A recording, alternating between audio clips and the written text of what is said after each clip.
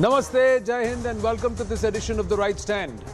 On a day when the Morgan Stanley report points at a bright, shining, glowing future for Bharat,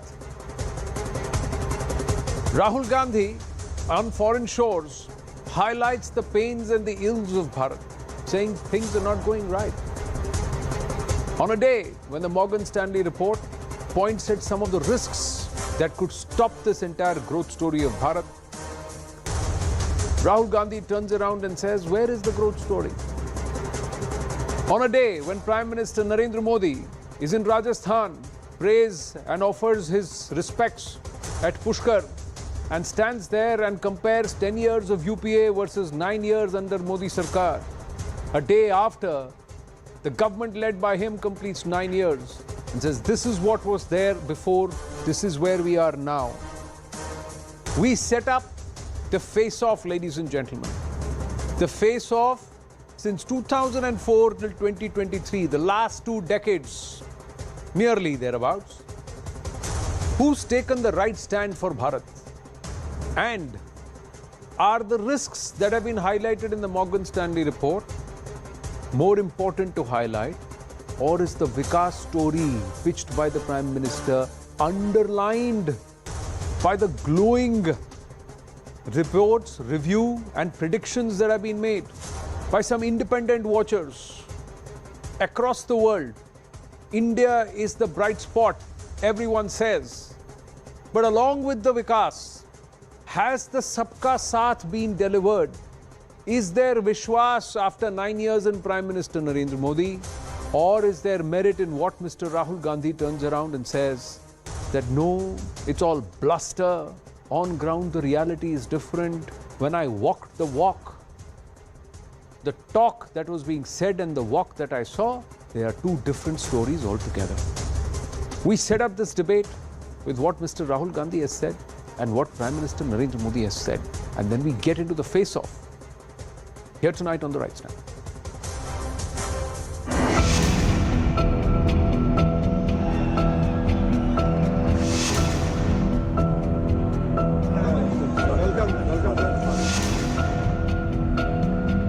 What is happening, for example, to the Muslim community in India today happened to the Dalit community in the 80s. So periodically this type of stuff happens and we have to challenge it, we have to fight it, and we have to fight it with affection.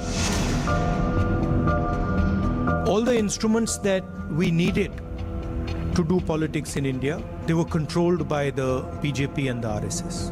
People are threatened, agencies are used on people. Bhajpa सरकार के 9 साल देशवासियों की सेवा के रहे हैं, सुशासन के रहे हैं, गरीब कल्याण के लिए समर्पित रहे। प्रधानमंत्री के ऊपर सुपर पावर थी। कांग्रेस सरकार रिमोट कंट्रोल से चल रही थी।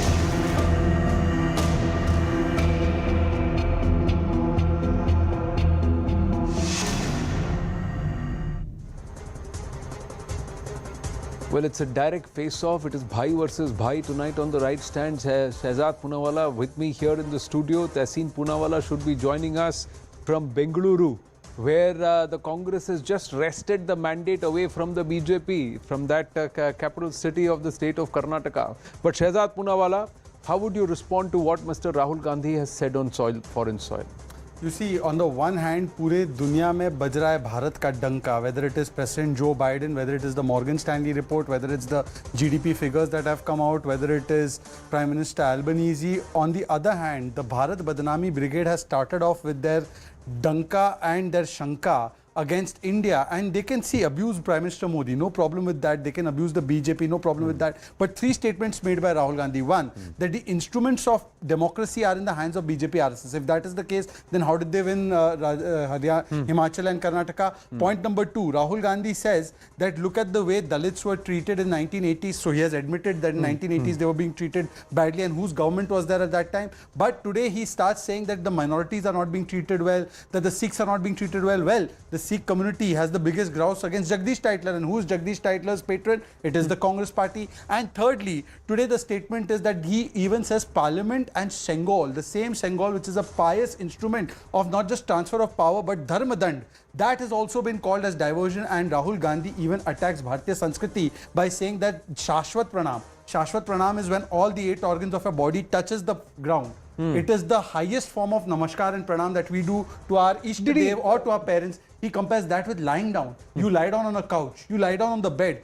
In the hatred for Modi, you start hating Bharatiya Loktantra, Bharatiya Sanskriti and Bharatiya institutions. This is Bharat Badnami Brigade. So was he actually insulting Sengol or Shashwat Dandvat Pranam, or was he trying to say that you got nothing else to show? When I say you, that means the government has nothing else to show, and that's why they have to go and do these kind of optics like what was done with the Sengol. Now there are 2 ways to look at it, that yes, this is what Riti Rivaz, this is how we do it, this is how we show respect. On the other hand, it is like you have got nothing else to show, so that is why you've taken the Sengol, you put it there and you are doing the pranam, because it's all optics. I'll take the challenge, and from optics I'll come to the substance of it, and I will ask Tehseen Poonawala, because he's here and he defends the Congress. I'll just quote 5 figures and Tehseen should tell me the comparative figures from Congress tenure. 11th position the economy, today it's at 5th position.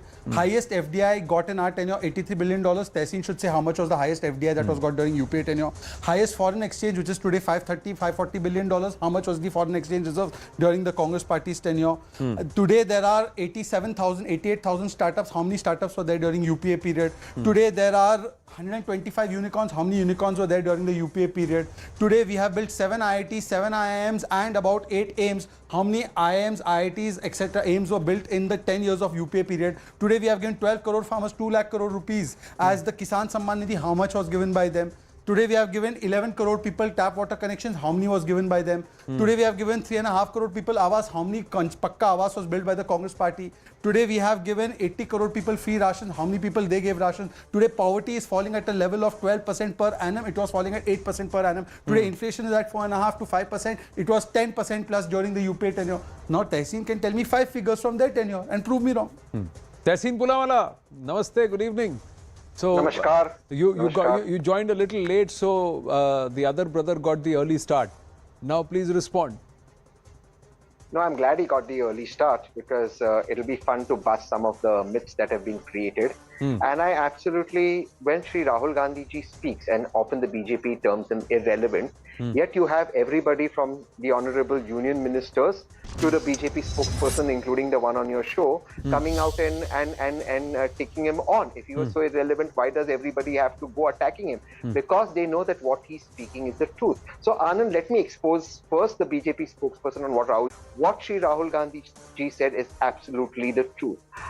At the end of the day, what this government does not want to talk about or discuss is the future. They only want to live in the past, sometimes a mythical past. They have nothing about the future. This government has no policy on artificial intelligence, on Web 3.0, on blockchain. They are zero on it. That is why they are trying to divert our attention. Tell me, Anand, how many BJP leaders' kids do you see on the street with swords defending religion or talking about religion? All of them are going to the best universities in the world and getting educated. All of them are learning English. But the BJP here has done nothing to promote English and is talking about none of the futuristic programs. All they want to do is talk about religion. Now, since Mr. Poonawala quoted figures, let's talk about figures. Between UPA and NDA, between UPA 2004 to 2014, the GDP grew from 709 billion to 2.4 trillion, a growth of 191%. Under the NDA from 2014 to 2023, the GDP has gone from 2.4 trillion to 3.18 trillion, a growth of only 55%. Per capita GDP, while in NDA grew only 45%, it grew 149% under the UPA. Therefore, Anand, 225,000 fellow citizens gave up their citizenship under this government, gave up the citizenship. This apart from 10 lakh high net worth individuals leaving our country and settling abroad. They are settling in countries where tax rates are much higher. 165,000 of our fellow citizens, as per NCRB data, committed suicide last year, the highest ever in the history, in our 75-year-old history, most of them because of lack of employment. I'm not saying the economy hasn't grown, but it's grown only for the famous 5. It's not grown for the others. Therefore, today, the IT industry that Mr. Poonawala refers to is seeing the startup winter. where the investments have fallen, where people are being laid off their jobs. That is the reality, and because they don't want to talk about it, they divert to every other topic, including attacking Sri Rahul Gandhi ji. Tessie? Shahzad, Shahzad, I will not divert to any topic. I am glad that the Congress pseudo spokesperson thinks Rahul Gandhi is irrelevant in Indian politics, and I applaud him for his honesty. Now I'm asking him specific questions. I hope he'll answer this. $2 trillion, the economy size in 70 years. $1.1 trillion added in the last 9 years. Who has done better? Highways constructed at 11 kilometers per day rate. Today it's constructed at 37 kilometers per rate. Who has done better? 4 lakh kilometers of rural roads created in 70 years. Today, 3.5 lakh kilometers added to the rural roads length. Who has done better? 5 cities had metros before 2014. Today, 27 cities have metros. Who has done better? Today, the budget of railways, which was just 20 to 30,000 crores, have been risen to 2.5 lakh crores. Who has done better? Today, we have 20 Vande Bharat expresses. Today, when we talk about mobile phone factories, only 2 mobile phone factories were there before 2014. We had to import most of our mobile phones. Today, it has gone to 200. We are manufacturing and exporting $5 billion worth of Apple iPhone and Samsung phone. Who's done better? How many bank accounts were there during your tenure? Today, it's 48 crores. Please tell me how many Pakka Avasas you created? 25 lakh. Today, 3.5 crores. Please tell me how many Nal Se Jal you had given during your tenure. Today, it is 11 crores. So, how many people have you actually benefited? We have spent 90 lakh crores on social spending and on developmental infrastructure and other works. We have taken the capital expenditure from 1 lakh crore to about 10 lakh crores. Just last budget, it has been increased by 33%. Please, Tehseen Poonawalla, tell me, has it not been proven today that we are the fastest growing, largest economy in the world by IMF? And tell me the average inflation rate during the UPA tenure. It was 9 times above 10% between 2012 to 2014. Price of rice grew by 149%, wheat by 176%, atta by 170%, tur dal by 100%, sugar by 481%. Are any of the prices growing at this rate? No. Please tell me that have you given 220 crore vaccines ever when it came to polio vaccines or it came to influenza vaccine? It took 30 years for the vaccines to come. Today we have administered 220 crore vaccines. 2 Atmanirbhar vaccines were developed in the period of 7 to 8 months while it was being developed in the world, and we also gave vaccine Maitri to 25 crore vaccines to 100 countries. Please tell me, what did you do after 26/11 to Pakistan? Nothing. MFN status was given. Obama ji and Manish Tiwari have written in their book. But today, when anybody dares even looks at us, we do surgical strike and Balakot airstrike. Today, this is the difference. Every second week, Anand, you would remember, there used to be a bomb blast that used to take place in a major metro city.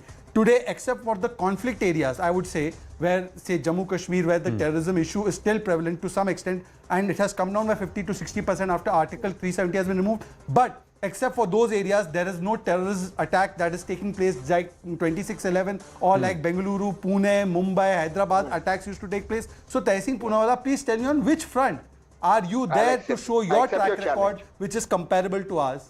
And lastly, Tehseen, last one line. I accept your challenge. In Himachal, you said 1,500 rupees will be given to women. How many women got it? 300 units will be given free. How many people got it? 3 rupees of diesel was increased in Himachal. In Rajasthan, how many farmers have got the Kisan Karz Maafi? Please answer specifically. I accept your challenge. Yeah. Tell me, prior to this, where was the drug route? Today you have a drug route in Manipur. I'm collecting items from Manipur. You have people, and this is your government saying, sitting on mountain tops, the rebels with automatic rifles coming from across the border. This is your demonetization that was supposed to remove terrorism, shooting innocent civilians. Tell me another example, and Anand, I would like you to press the BJP spokesperson on this, where Article 355 was imposed and Article 356 is not imposed. The centre has taken over law and order. Why is the state government, which is incompetent, not being dismissed? You have an entire drug route that has been created with the help of the government in power. Therefore, through these drug routes, weapons and rocket launchers and snipers have been gotten and innocent citizens are being killed. Tell me another time Assam and Meghalaya got into a warlike situation as if 2 countries are fighting. Tell me another time where Assam and another state got into this situation. Now you spoke about the GDP growing. I again give you the data. Under the UPA, India's GDP grew from 709 billion to 2 trillion. Under the NDA, from 2 trillion to 3 trillion, 45% to 155%. If the economy has grown as much as you're claiming it has, why is there the highest unemployment ever? This I don't say. Manohar Lal Khattarji, your chief minister, said that people who have made the Niti Aayog report should be put in the jail. Why is there the highest unemployment in the country? I am asking you, why is there such a crisis today in the country that people are not getting jobs? Today, the sector that you boast about, whether it's the mobile sector or the startup sector, you have the winter going on. You have 20,000 people being laid off every month. Where are these people getting jobs? And I'm asking you today, expose me. Tell me your government's artificial intelligence, blockchain and Web 3.0 policy. Today, expose me and end it. What is your policy? You have zero policy on it. Okay, now that you have asked me about employment, let's take the employment aspect. We promised 2 crore jobs per year, 2 crore rozgar per year. EPFO data, new subscriptions. I'm talking about new subscriptions. 5.28 crores new subscribers have been added. Now, add to that 23 lakh jobs created in the startup sector because the unicorns went from 4 to 100 and there was a 100-fold jump in the startups. Now, add to this 35 crore mudra loans. Even if you consider one job for 3 loans, you can add the number of that. 1.1 lakh man days of work given because we have doubled the rate of highway construction. Between 2014 to 2022, only in government sector, 7.22 lakh candidates have been given government jobs. More 10 lakh have been promised, which is being given in 71,000 bracket. Railways, 3.5 lakh jobs have been created because we are expanding the railways in such a big way and new railway stations, new trains, etc. are coming up. MSME, Udyam portal, it's documented. 2014, 52 lakh jobs created in MSME. Today, 2022-23, 94 lakh jobs created. I'll tell you also, CMI data, although I don't believe CMI data, but because you guys quoted, unemployment rate, Bihar 17.6%, Delhi 9.7%, Gujarat 1.8%, Himachal Pradesh, which is now with them, 11.7%, Jharkhand 17.5%, Karnataka, which just went 2.3%, Madhya Pradesh 3.7%, Rajasthan 26.4%. Who has done unemployment? And Tehseen Poonawalla, the promise that Rahul Gandhi gave 10 days mein kisan karz maaf karenge. Please tell me how many kisans got that. Please tell me in how many households have you given 300 units bijli free, which was your promise in Himachal. Specifics पे बात कीजिए Tehseen Poonawalla. आप मणिपुर की और north east की बात कर रहे हैं. North east was once upon a time known for band, bomb and entire thing was blockaded. Today that entire situation has changed. Today Arunachal Pradesh, the major roads, airway connectivity is being done. You are seeing that Prime Minister himself has visited more than 50 times. Yes, there will be some issues, but the extremism and the militancy and the terrorism has come down by 80% in the northeast. That is a documented fact. But I ask you, Tehseen Poonawalla, Prime Minister Manmohan Singh was from Assam. How many times he visited Assam as Prime Minister? Tell me the figure. Once, twice, 3, 4, 5, 7, 10. How many times he visited? But that is not the issue. I have told you about the jobs. You tell me about the jobs created in Rajasthan. That is precisely the issue. Whether the Prime Minister went one time or the Prime Minister went 100 times. Was the Prime Minister efficient? Manipur, Nagaland, these issues were almost sorted out before Prime Minister Modi came in. Prime Minister Modi had this amazing TV Nagaland. One minute. Sorry. The issues were sorted out by the time in 2014. Almost sorted. Sir, almost sir. sorted After out. 9 years of this government, Sikkim is getting railway tracks. So that's the level to which that's the I'm saying that's the level to. 1 minute. We're not talking about infrastructure. 1 minute. That's the level to which the Northeast was disconnected from the rest of the country. No, it was not disconnected. The rest of the country. Please, let's argue on facts. Manipur, Mizoram, and these regions, you are saying that there were no bunds before that. They were absolutely accessible. There were not 6 months of blockades in Manipur before NDA came through. Let's argue. The situation in Manipur, please question. I am not saying, Tehseen Poonawalla, you must not question the situation in Manipur with the ruling disposition. Please do. Because they had promised a peaceful Northeast. That's not happened. Manipur has gone up in flames. Can I ask you another question, Anand? I've understood your question. Can I ask you a question? So let me... Can I ask you a question? You're a very fair journalist. Please make a point. So please ask. The Prime Minister promised... No, please. Please ask. No, I'll ask you and the BJP spokesperson. But I want to ask you this as a journalist. The Prime Minister promised in 10 days after signing that Naga Accord, which all television channels covered, it would be made public. Today, as a journalist, today as a citizen, what is the accord signed? We don't know. You know why this accord has not been made public by the people of Nagaland? Because as the Naga Accords with whom this agreement is signed, the Prime Minister has promised them a separate parliament, a separate constitution. If not, make it public and say it's not there. Tell us what is the when was the accord signed? And the same mistake. When was the accord signed, sir? They've made in Manipur. When was the accord signed?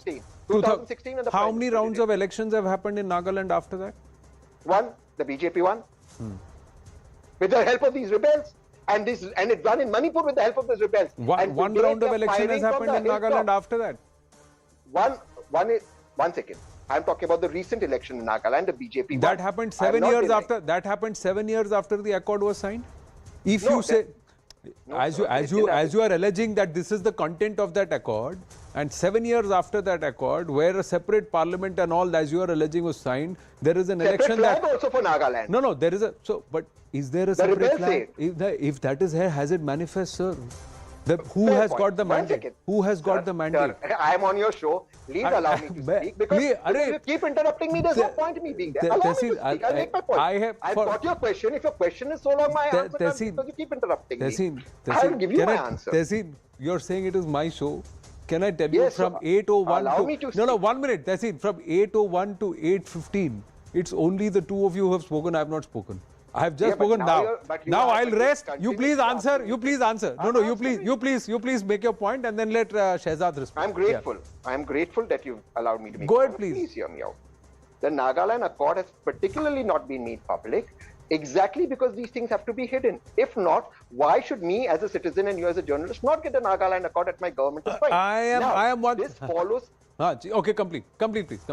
this follows a pattern even in Manipur, where there was a boycott call. All of these rebels were hand in glove, and today what's happened in Manipur? I am asking you a simple question.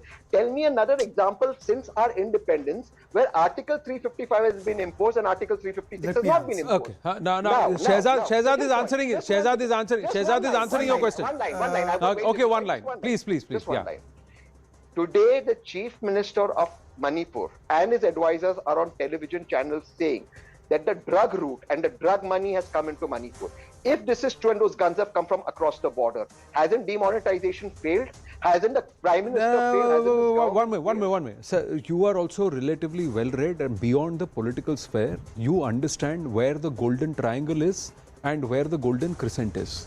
And where the tail of that golden triangle, heart of So that why did this attack not happen one before minute, sir. Manipur? Heart of that golden triangle is.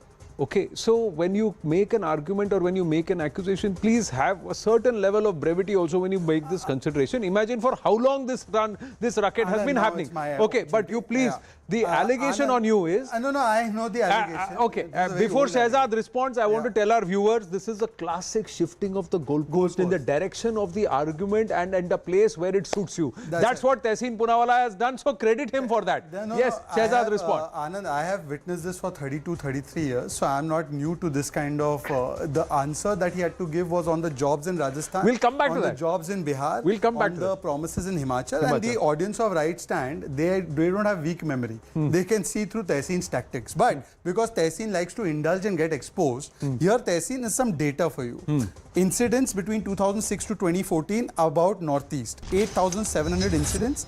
Death of Special Forces 304. Civilian deaths 1890. As of today, in the last 9 years, incidents 3,195, 63% reduction. Death of Special Forces 128 and civilian deaths 490. That's a reduction of 60 and 78%. So facts speak. The Bodo Accord, the Bruriang Accord, the Karbi Anglong Accord, the Assam-Meghalaya Interstate Boundary Agreement, they were not created in 2014. They were languishing from last 40, 50 years. None of them resolved. Now all of these have been resolved.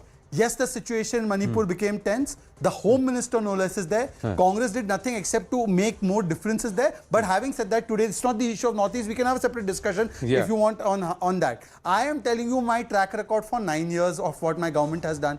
You, Tehseen Poonawalla, just one question I'm asking you. How many farmers' loans have you waived in Rajasthan?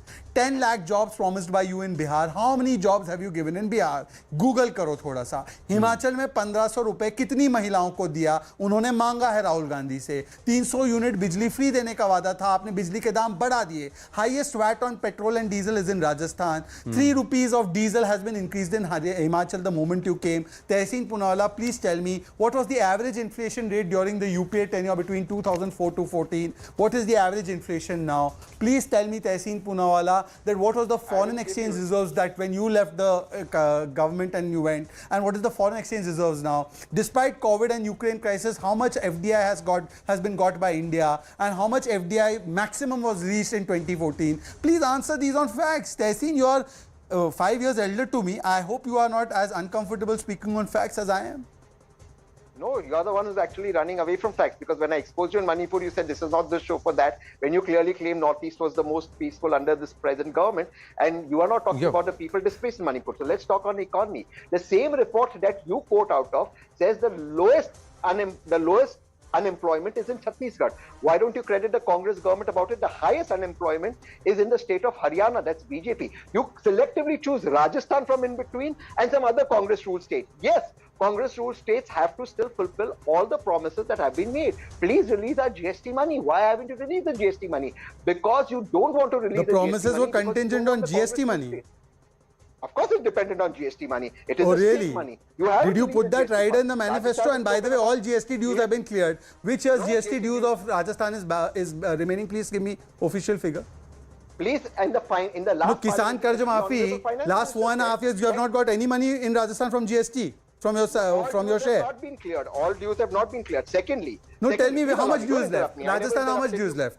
Himachal, how much dues left? And what is the ticket promise of the Kisan Karz Maafi? Please, let's talk in figures. Kisan Karz Maafi has already started, and all the 10 lakh, farmers will get the. Your government's time is up by August. No, it's till December. By August, it will be done. The chief ministers come on record 3 times and said it. By August, out of the 10 lakh farmers promised, 3 lakhs have already got it. 2 lakhs is in process. By August, all 10 lakhs will happen. That is it. And one more thing. 10 lakh farmers in Rajasthan.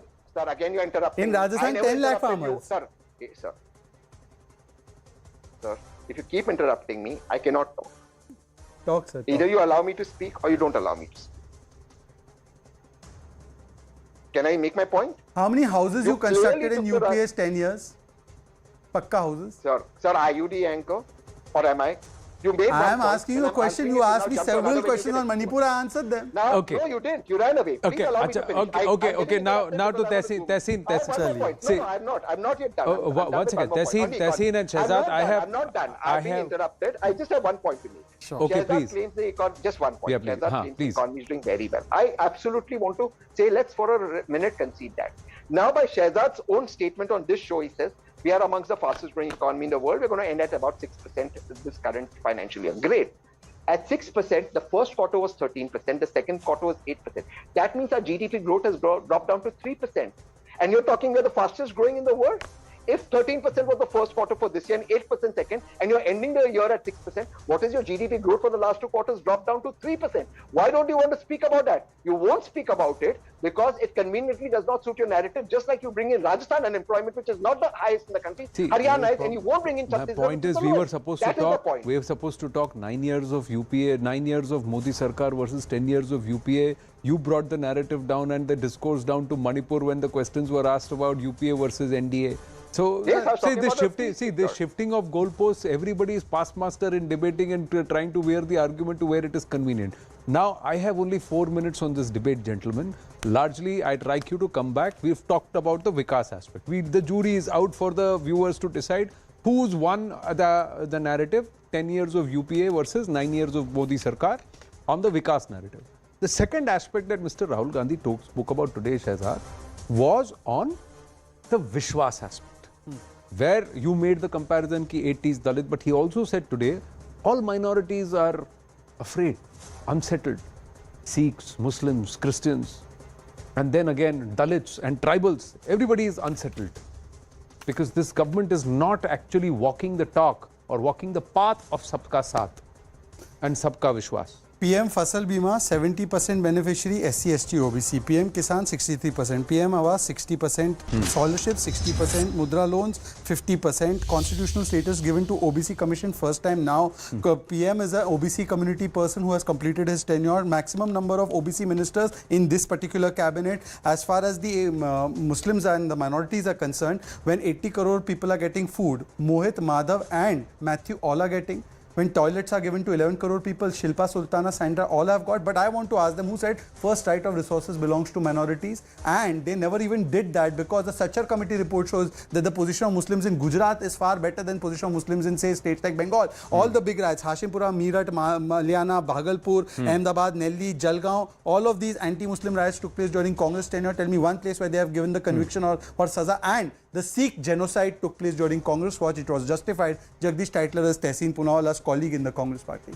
Now, since quickly, Tehseen, I'll give you your 2 minutes to respond. The last 2 minutes are yours. I just want to make a quick mention that the Union Home Minister Amit Shah has not only held a security review meeting in Moreh, he's also visited the relief camp in Kangpokpi and met the Kuki community members today. He's also visited the Meitei relief camp in Imphal in Manipur. So we have all the footages also from Manipur where there is a collective effort across communities and across party lines politically and across entities to try and restore peace and also ensure that the roadblocks are removed. So that is the speed at which it's being done, and the Union Home Minister is personally on ground. Now, whether the situation resolves or not, we'll have to wait and watch. I think we've got the footages with us. We'll play out that footage and some of the reference visuals. But yes, Tehseen, on the Vishwas aspect. Now, is this not walking the talk on the Vishwas aspect? Because the Kuki is largely Christian, Meitei is largely Hindu. This is a Hindu versus Christian situation that's also been blown up, and some people are playing that up in Manipur, be it the tribal issues. At various levels, has there not been greater engagement? And absolutely, as Shehzad has claimed, that welfare has gone to everybody. There's been no discrimination. No. That's the BJP's point of view. Yeah, go ahead. No, I'll be very brief because I'll have less time. Derai Durustai, Honorable Union Home Minister. This issue in Manipur started in the first week of May when the Honorable Home Minister was busy campaigning in Karnataka and then having celebrations in Parliament for the new Parliament building, which I give to them, but that was where he was. He should have gone a long time ago. He's still not been able to answer another example in our country where 355 is imposed, not 356. If Union government has to run Manipur, why is the state government in power out there? 355 is always a preclude to 356. Give me another example he's not been able to give. Now let's come to the other issue. He said they have given justice to everybody across all communities. Today, expose me on television. Expose me. Tell me, why can't you release the caste census? You don't want to release the caste census despite the promise made by Shri Rajnath Singh Ji in Parliament, because you don't want to give justice to the backward caste. Tell me today on television how many chief justices in the Honorable Supreme Court have been from the backward caste. Please tell me today how many chief justices across courts Chief across the justices country are not made by government. They appoint in their collegiate. No. 1 minute. I want to put a stop to this. I want to put a stop to this here itself, because the moment you are going to say that you are going to elect people on places where they're supposed to be absolutely neutral and do only from the eyes of law, and you are going to pick people based on their caste background and not on their merit, then Tehseen, your own logic and your own aspect that merit has to be supreme and not anything else stands defeated the moment you make that moment you make that argument. Gentlemen, I thank you very much. I've run out of time. I've run out of time. We are actually 26 minutes, 27 minutes on the show. Thank you so much. Always great to speak with you. Thank you, Shehzad. I'm joined by the Union Minister of State for Law and Justice, SP Singh Baghel ji. SP Singh Baghel ji, namaste.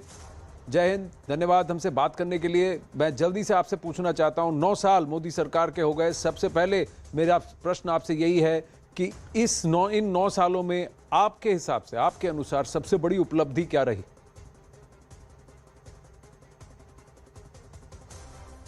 देखिए, मैं सरकार के विकास कार्य बताऊंगा तो मेरे को 3-4 घंटे चाहिए, क्योंकि हर हफ्ते होने वाली कैबिनेट में प्रधानमंत्री जी इस देश के लिए कुछ न कुछ कल्याणकारी योजना लाते हैं। लेकिन सबसे बड़ी उपलब्धि ये भी है कि ये विकास युक्त और भ्रष्टाचार मुक्त 9 साल रहे।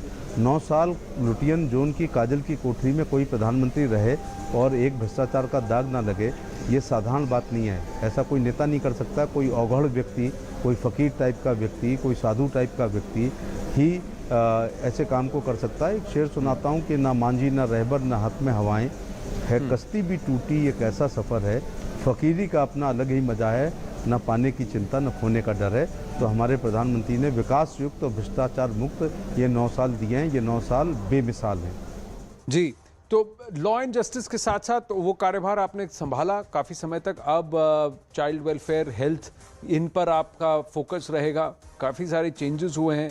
आपको क्या लगता है कितनी उपलब्धियां हुई हैं और कितना काम बचा है?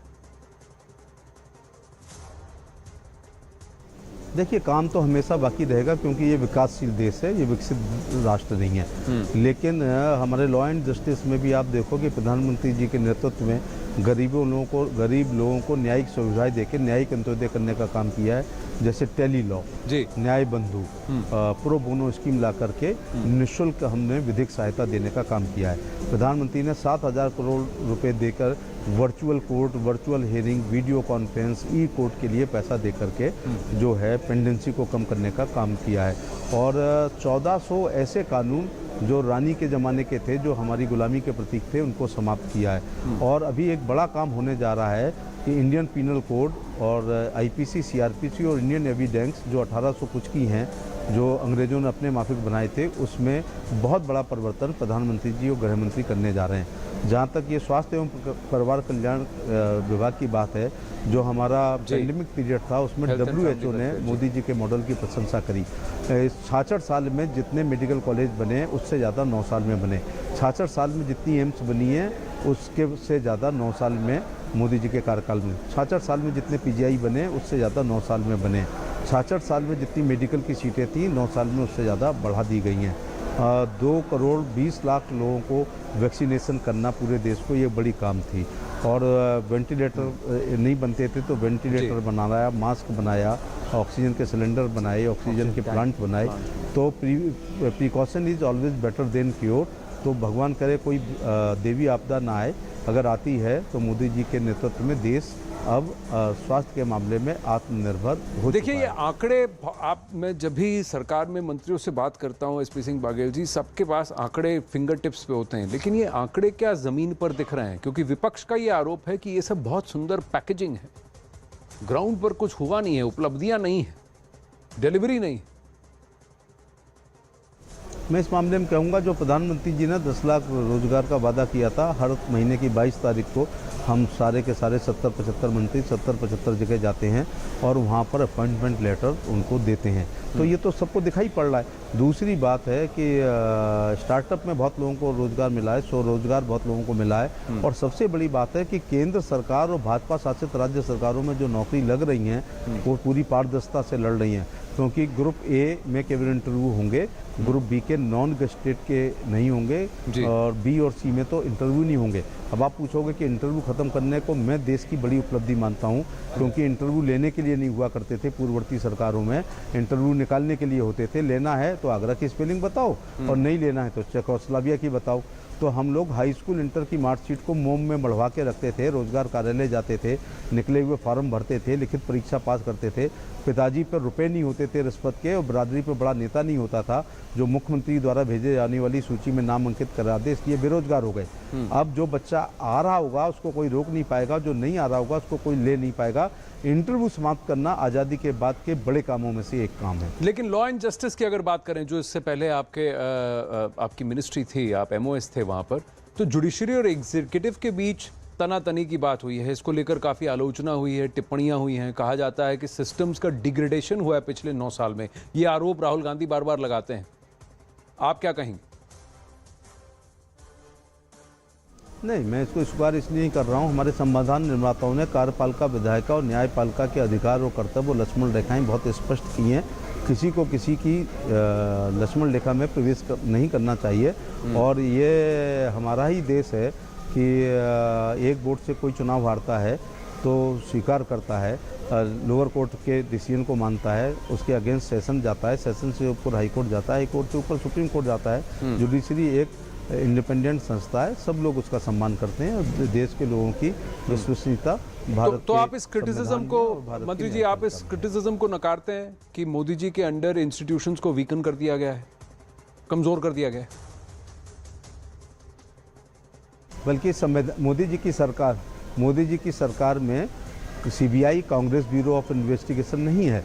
मोदी जी की सरकार में जितनी भी संवैधानिक संस्थाएं हैं वो स्वतंत्र और निष्पक्ष हैं, फ्री और फेयर हैं और अपने हिसाब से काम कर रही हैं। उसमें सरकार की कोई दखलंदाजी नहीं रहती है। मैं जानता हूं आपके पास समय अल्प है, अंतिम प्रश्न आपसे पूछूंगा। कोई एक कार्य जो आप करना चाहेंगे अपने नेतृत्व में सरकार के अंदर, कोई एक टारगेट जो आपने अपने लिए सेट किया हो? नहीं, अब उस विभाग में हम लोग काम कर रहे थे कि कई ऐसे कानून बना रहे थे जो देशकाल परिस्थितियों के अनुसार बनने चाहिए, तो उधर काम कर रहे थे। अब स्वास्थ्य में यह है कि इंसान का जीवन पाना सबसे बड़ी बात है। बड़े भाग मानव तन पाया और उसको उसके जान की चिंता करना, उसको स्वास्थ्य सेवाएं देना, उसके जीवन को बचाना हमारा प्रमुख लक्ष्य है। इसलिए 24 घंटे मोबाइल खोल के रखते हैं। कभी किसी को हमारी सहायता की आवश्यकता पड़े तो करने के लिए तैयार हैं। लेकिन केंद्र सरकार की लोक कल्याणकारी योजनाएं, मोदी जी का व्यक्तित्व और कृतित्व, राज्य सरकारों की हमारे की रोजगार योजनाएं, उत्तर प्रदेश में बाबा का लॉ एंड ऑर्डर और बूथ अध्यक्ष से राष्ट्रीय अध्यक्ष की परिश्रम की पराकाष्ठा से जो पसीना बह रहा है, उससे निश्चित तौर से कमल खिलेगा और 2024 में पूर्ण बहुमत की सरकार मोदी जी के नेतृत्व में हम लोग बनाएंगे। जी, एसपी सिंह बाघेल जी, हमसे बात करने के लिए बहुत बहुत धन्यवाद। Thank you for taking the right stand. नमस्ते। Thank you, sir. He was on a flight, he's had to catch a flight, and that's when he spoke with us. Quickly shifting focus, ladies and gentlemen, we'll get a move on, get you up to speed on what happened in the Sakshi murder case. Now, Delhi's gruesome murder shocked India when Shraddha Walker and Nikki Yadav's horrific murder still fresh in our minds. The national capital saw the brutal murder in Rohini's Shabad Dairy area. The gory murder was caught on camera and the visuals are spine-chilling. The 16-year-old victim was stabbed over 30 times, kicked and bludgeoned to death. 20 hours after the murder, Sahil Sarfaraz was arrested from Bulandshahr and he showed no remorse. The Delhi police recreated the crime scene, but today we break the details to you, bit by bit. First, we take you through three CCTV footages that have now emerged. First, the first CCTV footage where Sahil stabs the victim over 30 times. And then he actually tries to disfigure her, crush her skull with a big boulder, which he throws on her at least 5 to 6 times. Then, the second CCTV footage that comes to the fore is Sahil seen talking to a friend at the crime scene 30 minutes before the murder. There he is seen waiting. Sahil is in the blue t-shirt and he's waiting with a friend and he's seen. This is about half an hour before the murder. And the third footage is that the victims were seen hours before the murder. So those are the two girls and the victim and her friend. They are seen there walking and they are seen just hours before the murder, and she was actually returning from attending a party and making her way home. She was actually going to stay with her friend where she had been staying, away from her family, but she was staying there because it was closer to where she was taking tuitions and doing her day job. So those are the pictures that have come through. Now, was it a planned murder? Did this accused, premeditated, planned? Did he come there with the intention of killing her? That's important. Delhi police sources are indicating that the murder was well planned and not committed in the heat of the moment. Delhi police says that Sahil bought the knife used to murder the victim from Haridwar. He bought the knife from Haridwar 15 days ago. Then Delhi police has recovered Sahil's mobile phone, and however, he has destroyed the SIM card. So he's thought through this. Cops are yet to trace the murder weapon. They've taken him to the spot where he said he disposed of the murder weapon. They've not been able to retrieve it yet. So he disposed of the murder weapon, changed 2 buses and made his way to Bulandshahr. What are the motive of the murder? Delhi police sources say that Sahil had been changing his statements during interrogation. During the grilling, Sahil told cops that he was upset that the 16-year-old victim had befriended another boy. A day before the murder, the victim and with her friends, one male and one female friend, had met Sahil. During the meet, the police said an altercation ensued between Sahil and the victim. Delhi police sources say after a heated argument, the victim's male friend asked Sahil to stay away from her. The murder accused Sahil was arrested 20 hours after the crime scene, but how did he manage to evade arrest? Post the murder, Sahil reportedly went to Rithala, got rid of the murder weapon. He threw the knife in a forest area, switched off the phone, broke the SIM card and left for Samaipur Badli by an e-rickshaw. Sahil then took a bus to Bulandshahr and landed up at his aunt's place. Fearing arrest, he changed buses on his way. And then when he reached his aunt's place, we're given to a place, his aunt actually called the father to say, your son just landed up here. And that's when the cops realized that he's made his way to Bulandshahr and picked him up from there. Now, the murders that have shook India since February 2023, Sahil strangled partner Nikki using a data cable. He dumped the body inside a fridge at his dhaba. In February 2023, a 27-year-old Hardik killed his live-in partner Megha, stuffed Megha's body in a mattress. October 2022, Gurugram, woman was raped and killed and stuffed in a suitcase. Husband held 2 days after the suitcase was found. In November 2022, Azamgarh, 24-year-old Prince killed ex-partner Aradhana and chopped her body into 6 parts, threw it in a well. May 2022, Aftab strangles live-in partner Shraddha Walker, chopped her body into pieces, stored her body in parts in a fridge and disposed of the body in parts of the Chhatarpur Mehroli forest area and other areas over the course of 5 to 6 months. So these are the latest series of crimes that have shocked the country, and one wonders what's pushing these people to take lives. Moving on.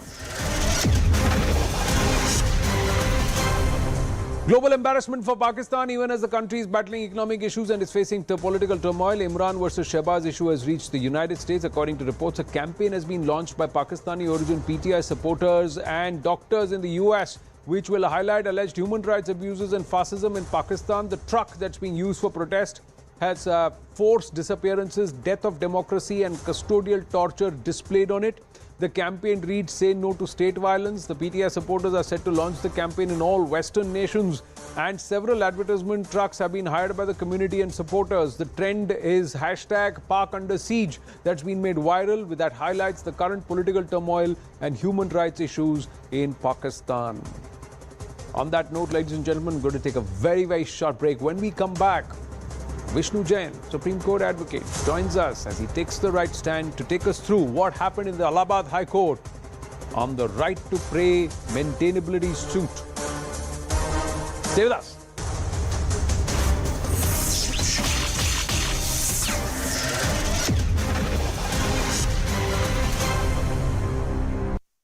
A few days, he's going to have visits with NRI, celebrities. There are going to be politicians as well. Their think tank, a large number of young students and professionals, so on and so forth. And the core of his meeting is essentially going to be this: that while the Congress party believes in a politics of taking everyone along, but as far as the BJP plus the RSS or the central government in India is concerned, it is essentially got to do with being very selective, that there is a lack of democracy. And I'm sure at some point of time he's likely to raise the issue of parliament. He did briefly touch upon it today about the new parliament building. In fact, in his short speech today, he took a lot of pot shots at the Prime Minister, saying that, he stopped listening to people. And when you stop listening to people, it essentially shows that you stop learning, feeling the pulse of the people, and that you're mediocre in nature. Also, Pallavi, Rahul Gandhi has also said that it is important to have a caste census. It is a much needed thing in India right now, and he has claimed that if Congress comes to power, this is the first thing that they'll be doing. Well, that has been the official line of the Congress party. And why does the Congress party? All their allies as well. I mean, the JDU, for example, we know the RJD has said it. And many of the other opposition political parties believe in a caste census because they feel that the real picture really needs to come out, because the kind of census we have till now doesn't reflect the changing caste combinations. And I think the electoral slogan of the Congress party for 2024 is kind of very clear. They focus on OBCs, on the Dalits, the backwards, that is, and also to paint the BJP as a party which is anti-backwards, which is the reason why the Congress party made this an issue, that why is it that a president of India who also belongs to the backward tribal or Adivasi community was given a miss, and the Prime Minister wanted to hog the entire show as far as the inauguration of the new parliament building is concerned. Also, Pallavi, during his speech, Rahul Gandhi also attacked, saying that the centre has failed to address issues of people's interests like unemployment and is instead spreading hatred in the country. So that again has been the common line really of Rahul Gandhi, that, and he took an attack on the fact that what is being portrayed in a country is not the real picture. He talked about the fact that how agencies were rampantly used, misused, the compromise of the institutions. The media, for example, also distorts the picture. And the real core issues are, for example, price rise, the lack of jobs. And, I think that thinking within the Congress party in the last couple of meetings which they've been having on Madhya Pradesh and Rajasthan is to what they call replicate the Karnataka as well as the Himachal model. Not to focus on any other issue which will be seen as diversion, but to focus on what is considered to be the real issues. In Karnataka and Himachal, the Congress party thinks it's worked, focusing on local issues, focusing on issues which matter to the people of India, which is why as a part of that strategy, you will be seeing, and in the next couple of weeks, you also will be seeing more and more of it, Rahul Gandhi interacting with students, gig workers, truckers, so on and so forth, only to make the point that the Congress is trying to connect and address and also reflect the real issues, unlike the BJP, which wants to divert attention by talking about, new parliament buildings, Sengol, religion, and so on and so forth. Now, Congress leader Rahul Gandhi, who is on a 10-day visit to United States, during a speech in San Francisco, he slammed the Modi government over issues of minorities. Rahul claimed that minorities feel unsafe in India. He said, and I quote, "It is felt most strongly by Muslim community because it's done most directly to them, but it's done to other minority communities as well. I can guarantee you that the Sikhs, Dalits and Christian and tribal community are feeling the same thing." So Rahul Gandhi is in United States and he has slammed the Modi government over issues of minorities. He has claimed that minorities feel unsafe in India, and he has said that this is felt most strongly by the Muslim community, but it's also felt by other minority communities. Let's listen in to what Rahul Gandhi said. This happens periodically in India. What is happening, for example, to the Muslim community in India today happened to the Dalit community in the 80s. If you went to UP in the 80s, the Dalit community, what is happening with the Muslims was happening with the Dalits there. So periodically this type of stuff happens and we have to challenge it, we have to fight it, and we have to fight it with affection. Our senior editor Pallavi Ghosh is joining us. Pallavi, so Rahul Gandhi has yet again targeted the central government, saying that the minorities are under attack in India and they are being treated the same way as Dalits were being treated in Uttar Pradesh in the 80s. And it's become a pattern whenever Rahul Gandhi goes abroad, and the whole idea of these interactions is essentially to make the point that all is not well in our country. Whether he went to UK earlier, whether he went to in the next couple of meetings, and there's some big bag ones lined up in Washington, New York, San Francisco, he's going to be making the same point, and he's going to keep the focus on the Bharat Jodo Yatra. In fact, he began his speech today by mentioning the fact that despite all kind of pressures coming in from the agencies and an attempt being made by the BJP plus the RSS to silence the people, he was undaunted. And of course, the whole issue about it being a selective democracy. There's an attempt, and he used these words, and he's likely to use these words also, that how the minority community, a specific community, are always targeted, and there's no place for them in our country because this government does not care for them. All the government cares for is the particular religion, which is the Hindus, and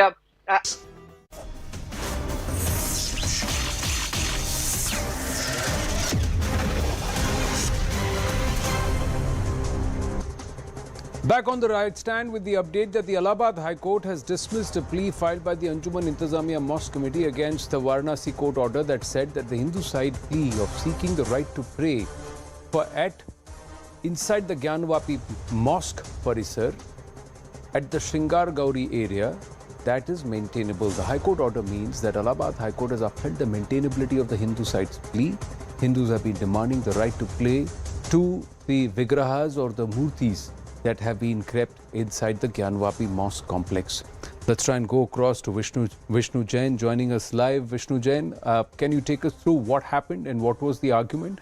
And this hearing in the High Court, was it scheduled or is it a process, since all matters now with respect to Gyanvapi are being heard by the Honorable Allahabad High Court? It has originated from judgment passed by the Honorable Trial Court on 12th of September. As you know that on 12th of September, the District Judge Varanasi had held that this case is not barred by Places of Worship Act and Waqf Act. Aggrieved by that order, the Anjuman Intizamiya had approached the Allahabad High Court, and Allahabad High Court had 20 hearings. 20 hearings had happened before the Allahabad High Court, and today by judgment of single judge bench, the Allahabad High Court has dismissed the petition filed by Anjuman Intizamiya and has held that Places of Worship Act and Waqf Act is not attracted in this case. So now the consequence is that we will be allowed to raise our other demands so far as ASI of the entire area is concerned, so far as leading of evidences is concerned, by way of historical evidence, by way of Shastric evidence, by way of gazetteers, by way of travelogues, and apart from that, all other oral evidences will be led before the Honorable Varanasi Court. The evidences will be, after seeing the evidences, issues will be framed, and ultimately the court will pass their verdict. So in this case, even though the plaintiffs had come out and said, the 5 ladies had said that we should be allowed to pray on a daily basis. Now, will that be allowed, or is it status quo as of now? See, our plea has been a very systematical plea. As per CPC, first you have to file a civil suit before the court. After filing the civil suit, the first step which has to be done by any civil court lawyer is to ask for commission to bring the actual spot position before the court. Now that report is before the court. Now the next step is to have an ASI of the entire area. After the report of the ASI, we will definitely ask for an interim relief seeking a right to worship on the entire premises. And I must tell you that we had a very clear case that till November 1993 we were worshipping in the premises in question. In this present proceedings, which Allahabad High Court has passed its verdict, the Additional Advocate General of UP government, Mr. MC Chaturvedi, he was asked by the Honorable Court that whether there is any oral or written order by which this puja was stopped and installed. And his reply was that there is no oral or written order by which this puja has been stopped and installed. So it is a very clear fact that Mulayam Singh Yadav in November 1993, he made barricading in the entire premises and he stopped the puja of this entire premises, which was an illegal act, and our fundamental rights were eclipsed and were diminished. Against that illegality, we have approached the court and we have asked that in the entire premises, puja part must be allowed to be done. And our right to worship petition commission report has come in this petition. The Honorable Allahabad High Court has said that Shivling must be investigated by the ASI. The matter is drawing attention of the Honorable Supreme Court, and the hearing is fixed on 6th of July. We will argue our points before the Supreme Court on 6th of July. On 7th of July, the matter is fixed before the trial court of Varanasi, where we have asked for ASI of the entire area except the sealed area. So that will be heard by the District Court of Varanasi. And then after the report of the ASI, issues will be framed, evidences will be led, and then the judgment of the Honorable Court will be delivered. So it still has, this entire matter still has various legs and various aspects in terms of the case. I want to understand what happens next. The next hearing is what? The hearing in the Honorable Supreme Court on the ASI survey? Is that what? Now let me tell you certain recent developments. All the cases, we had filed 6 cases in the Varanasi Civil Court, which is not just of puja, which is of title also. And all the 6 cases have been transferred to the District Court of Varanasi. All the 6 cases have been clubbed. And now we have asked for the ASI of the entire area, which will be heard by the District Court of Varanasi on 7th of July. So far as the ASI demand of Shivling is concerned and a scientific investigation of Shivlingam is concerned, that will be heard by the Supreme Court on 6th of July. So these are the things which are going to which are upcoming in this present case, and we are preparing and we are looking forward to make our contentions and arguments before the Honorable Court. You've said that the month of May has been very productive for the Hindu side on 2 aspects, the Gyanvapi and also the Krishna Janmabhoomi aspect. I've just come across your tweet. Yes. See, I have tweeted on the basis of legal history of this entire month of May. On 1st of May, the issue of maintainability was decided by Honorable Allahabad High Court, which was pending from past 1.5 years. On 12th of May, the ASI investigation of Shivling was ordered by the Honorable Allahabad High Court, which was also pending from 14th of October 2022. Then on 26th of May, the Honorable Allahabad High Court has directed transfer of all the cases of Krishna Janmabhoomi for original trial to Allahabad High Court, which is very massive and very huge. And apart from that, on 31st of May, the Honorable Allahabad High Court has upheld the maintainability of our suit. So all these efforts have been taken from trial court to Honorable Allahabad High Court, and I am very happy with the legal team which I have, and I am very happy with the support with all the petitioners. They believed in us and our arguments, and all those arguments which I have raised on your channel and on various platforms, that arguments have ultimately resulted into findings of court. So we are very happy and we will support our arguments and contentions before the Honorable Supreme Court. Now, on this maintainability aspect, with the challenge of the Anjuman Intizamiya, do they have the option of knocking the doors of the top court of the Supreme Court? Definitely, against this order, they can file a SLP under Article 136 of the Constitution of India, and I think perhaps they will do so also.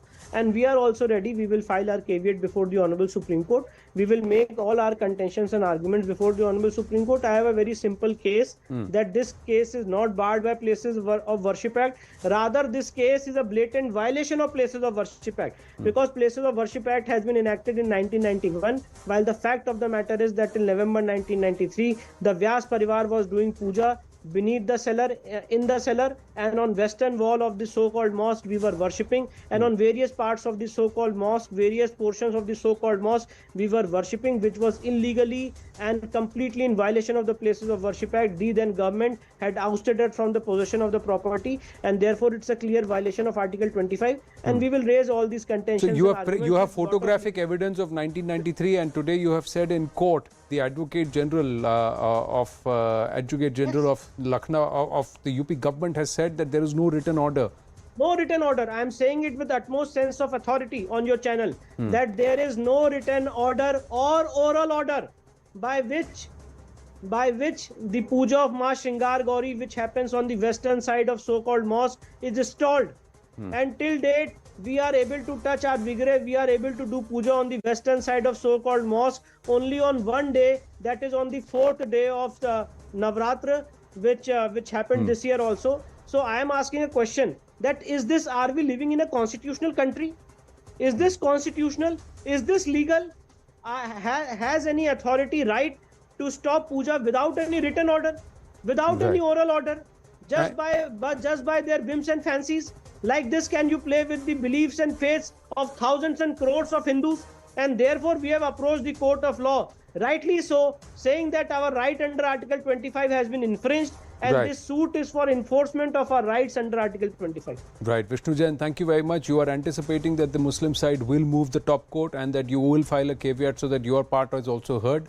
The next scheduled hearing on these matters is on the 6th and 7th of July in the Supreme Court and in the District Court respectively. We will continue to track the developments. Thank you very much for your time, Vishnu Jain. Namaste. Before we leave you, ladies and gentlemen, Ganga Dussehra was celebrated today and devotees were seen taking a holy dip in the sacred river Ganga in the temple towns of Haridwar, Prayagraj and Varanasi. The Ganga is a symbol of purity for these devotees and they bathe in the river and offer prayers for the well-being of their families. We leave you with these visuals.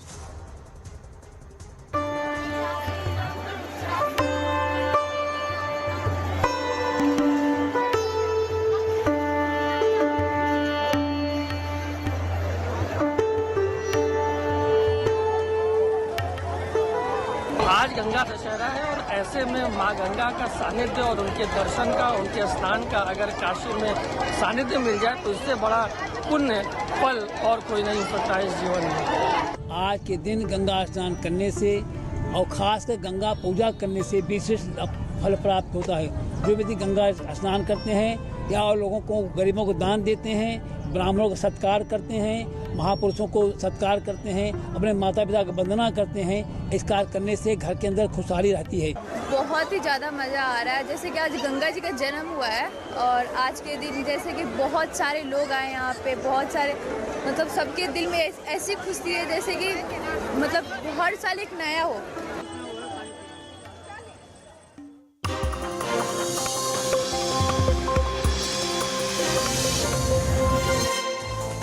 Good evening, this is Brass Taxim Zaka Jacob. Rahul Gandhi is on a visit to the United States. Speaking at the University of California, Santa Cruz, Rahul Gandhi said that minorities and Dalits are feeling